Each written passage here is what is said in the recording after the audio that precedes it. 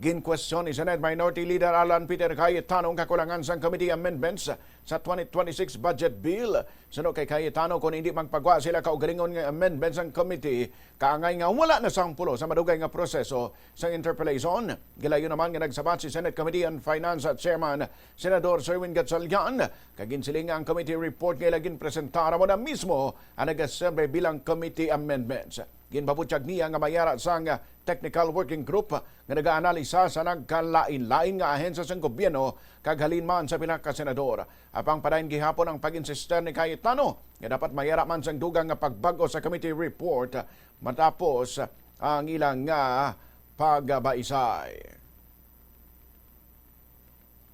Ito na yung committee work, wouldn't it be fair that malaman natin? Kasi like ako, ni isa dito, wala akong amendment. But no one ever, I was invited to all the briefings, but I was never invited to make the amendments here. So I was thinking, may committee amendments ngayon, and then we can discuss it and vote on it. Diba?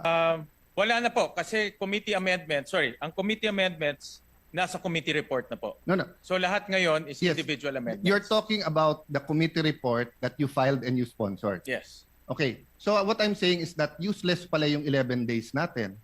Kasi kaya nga tayo nag-interpellate nun and kaya natin sinasabi sa mga vice chairman na to consider kasi nga ipapasok sa committee amendments yon.